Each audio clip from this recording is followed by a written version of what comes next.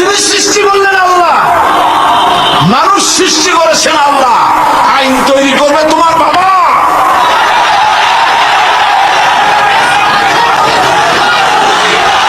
আইন তৈরি করবে কে? কে তৈরি করবে? আল্লাহ রাব্বুল আলামিন আইন তৈরি করবেন। আরেকটি জিনিস লক্ষ্য করুন, এই পৃথিবীতে এই পৃথিবীতে একটা গাধার তৈরি করা আইন আর একটা গাধায় কিন্তু মানে না, ঠিক কিনা? একটা ষাঁড় আর একটা ষাঁড়ের আইন মানে না। গ্রামে দেখেন না, বিলের মধ্যে অনেক ষাঁড় ঘুরে বেড়ায়। একটা ষাঁড় তার ছায়া নিচের উপরে বললো, ভাইয়ের আমার, বোনের আমার, এই বিলের মধ্যে কেউ ডাক দিতে পারবে না আমি ছাড়া। আর সব ষাঁড়েরা গরুরা ল্যাজ দুটো করে দৌড় মারলো। গরু একটা গরুর আইন মানে না, একটা ব্যাঙ আর একটা ব্যাঙের আইন মানে না, একটা বানর আর একটা বানরের আইন মানে না। তোমরা আশরাফুল মখলুকাত মানুষ, কার বাজারে কি আইন তৈরি করেছে সে আইন মানতে পৃথিবীর মানুষ বাধ্য নয়। মানুষ সৃষ্টির সেরা, আইন মানবে আল্লাহ। চিল্লায় বলো কার?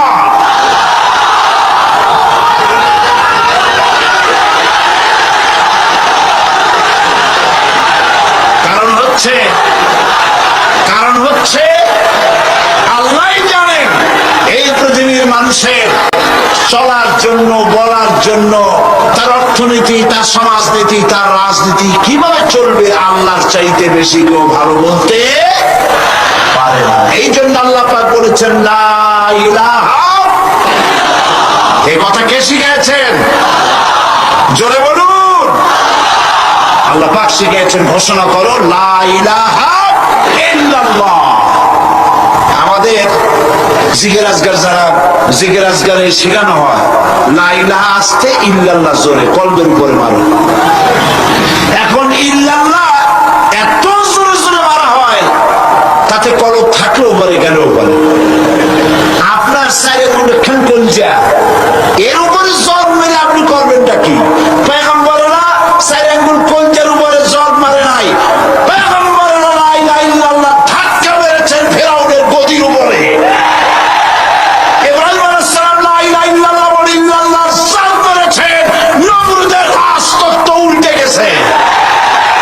মুহাম্মদ রাসূলুল্লাহ সাল্লাল্লাহু আলাইহি ওয়াসাল্লাম লা ইলাহা ইল্লাল্লাহ বলেছেন, আবু জাহলের মুষ্টি সাফ হয়ে গেছে। এর নাম কলেমার জিকির। ফেরাউনের কাছে যখন গেছে, ফেরাউন তখন বুঝতে পেরেছে। ফেরাউন তখন বলছে, মা আলিমতু লাকুম মিন ইলাহিন গায়রি, আমি তো জানি না আমি ছাড়া আর কোন ইলাহ আছে। আমি কি গল্প শোনাচ্ছি না কোরআনে আছে? আমি জানি না আমি ছাড়া কোন ইলাহ আছে। তুমি সংযত হও, এই ইলাহের দাওয়াত নিয়ে কখনো আসবে না। আবার যদি ইলাহের দাওয়াত নিয়ে আসো, লাজালান্নাকা মিনাল মাসজুনিন, আমি তোমাকে কারারুদ্ধ করে রাখবো। ফেরাউনের গোষ্ঠীরা সবসময় জেলের ভয় দেখায়, ঠিক কিনা? কিন্তু মুসারা জেল ভয় পায় না। জেল মুসলমানদের পায়ের জুতা, ফাঁসির মঞ্চ মুসলমানদের গলা জুতার ফিতার মতো।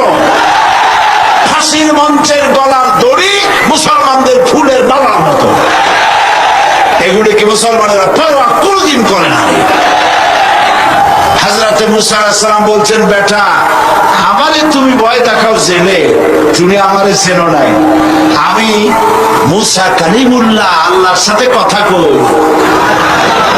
আমি আল্লাহর পয়গম্বর, তোর জেলের পরোয়া আমি করি না। মুসা আলাইহিস সালামের সাথী নাই, সঙ্গী নাই, লোক নাই, জন নাই। মুসা আলাইহিস সালাম বসে আছেন, আল্লাহ প্রশ্ন করছেন, ওয়ামা তিলকা বিয়ামিনিকা ইয়া মুসা। মুসা আলাইহিস সালামের কথা আল্লাহ কোরআন শরীফে কত জায়গায় বলছেন, সুবহানাল্লাহ। খুব আদরের নবী। মুসা, তোমার ডান হাতে ওটা কি?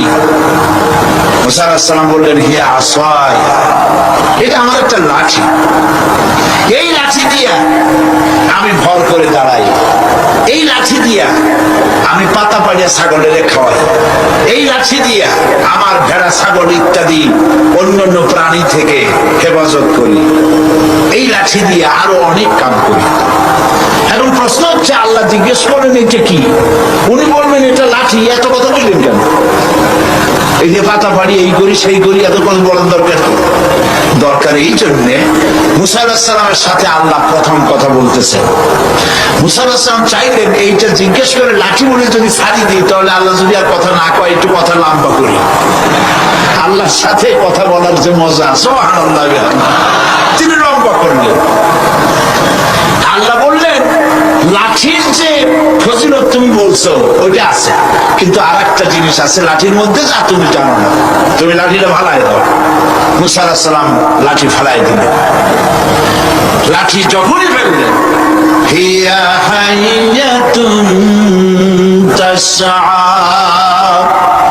বিরাট সাপে পরিণত হয়ে গেল, অজগর হয়ে গেল। মুসা আলাইহিস সালাম ভয় পেয়ে গেলেন। নবী হোক আর যাই হোক, সাপ দেখলে কেনা ভয় পায়? আল্লাহ রাব্বুল আলামিন হযরত মুসা আলাইহিস সালামকে বলে দিলেন, খুযহা ওয়ালা তাখাফ সানুঈদুহা সিরাতাহাল উলা। খুযহা, ধরো, ওয়ালা তাখাফ, ভয় পেও না।